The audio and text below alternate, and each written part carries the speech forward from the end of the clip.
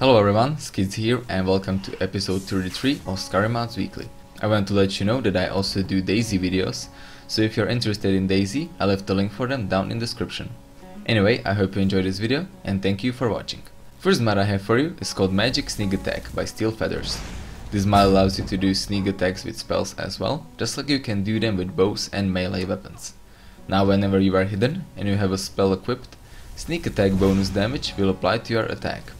This mod however only works on vanilla destruction spells that include fire, ice and lightning attacks, and does not include any conjuration spells or spells that are added by other mods like Spectravers or Dwemertech. Modder is unfortunately not planning on adding support to other spell mods, since that would require a separate patch for each mod. Now I know that this is already included in Skyrim, but not everyone uses that mod, and I think it is great that there is also a separate version of this feature that should have been implemented in vanilla Skyrim already. It also does not mess with any spells, and so it should not conflict with any mods. Overall, a great mod that will easily blend in your game, and I definitely recommend it. So have you, just like me, always been bothered by the fact that whenever you use your horse to get to any major city or your home, he will just stay outside and no one even cares about the freaking horse in front of their gates? Well, this mod fixes that for you. It is called Horse Stabling by Veladarius. Now whenever you park your horse in front of stables, the hostler will take your horse into stables. If hostler is not available, then horse will walk himself. Now this mod definitely adds a bit of immersion and realism into Skyrim, since there is no way guards would just let horse stand in front of their city like they do in vanilla game. But on the other hand, you have to walk bigger distances to city gates, but what wouldn't you do for a bit of immersion, am I right? There are also a few minor bugs with this mod. For example, if stable is full, then horse will of course not walk into them, and if you also take your horse before the animation of horse going into stable finishes, then he will start walking toward the place you took him from to finish the animation. This mod also works for Hardfire homes, and I would love to see support for some other famous house mods. So like I said, great immersive mod, and so go ahead and check it out. Next up we have Day Night City Lights by Stormcrow06. Another mod that wants to add a bit of realism into your Skyrim.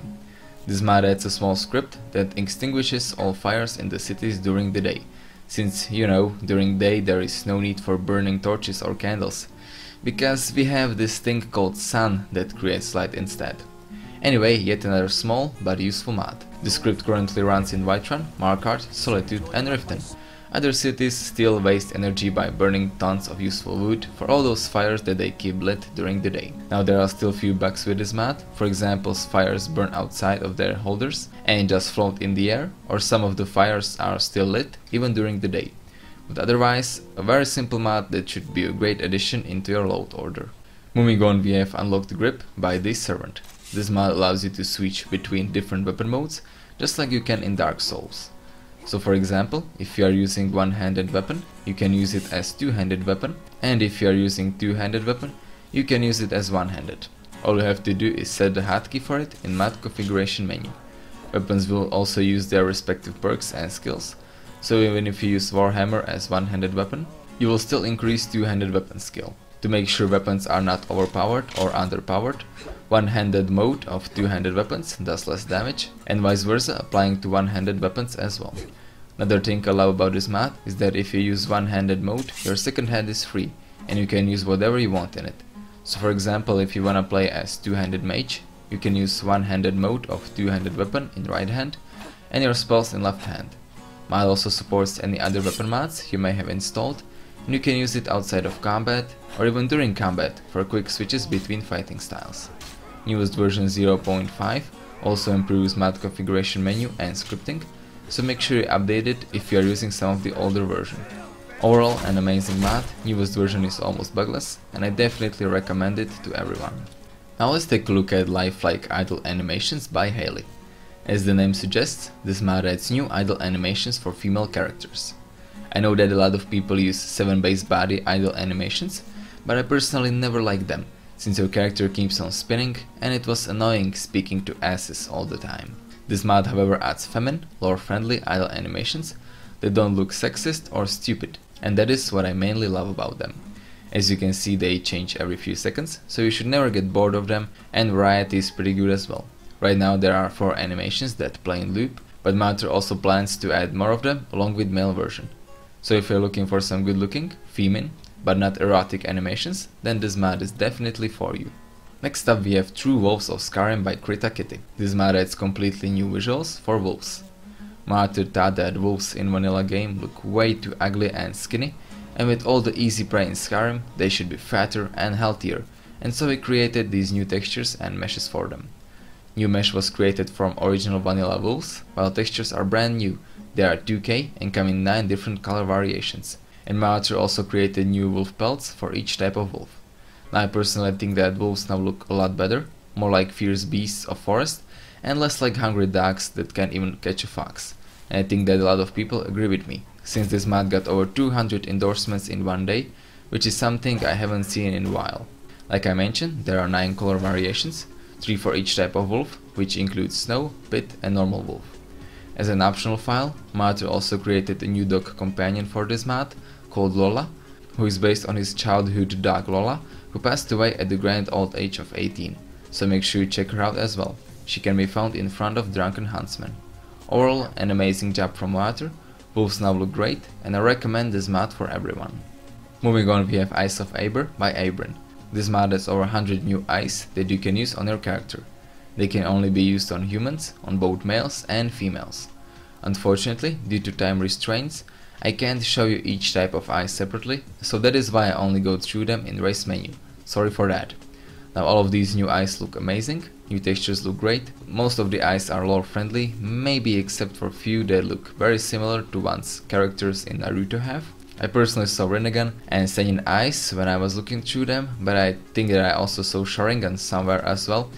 Also, I have no idea how to pronounce these in English, and also if you are a fan of anime, you now have one more reason to download this mod. But even if you're not, these eyes, like I said, look beautiful, and I will definitely be using them from now on. Now let's take a look at Fences of Skyrim, No More Flickering Fences by Therobwil. This mod creates new meshes and textures for fences. If you are tired of vanilla fences that look ugly, then this mod is for you. New fences look very good, they look completely different than vanilla ones, they are more modern looking, finally they are symmetric, and you can also see through them thanks to spaces between spikes. Since 99% of my Skyrim visual is retextured, I was looking forward to some new fence texture one day, and my author finally answered my prayers. These new fences will fit in my game perfectly, along with next 2 retexture mods that I will show you soon. Anyway, a great mod, and if you're looking for a good texture for fences, then look no more, because here it is. Next 2 retexture mods I have for you, both retexture same thing, stone walls. First one is aMidianBorn, Farmhouse and Road Stonewall by CaBaL, and second one is Pfuschers 4K Parallax Farmhouse Stonewall by Pfuscher.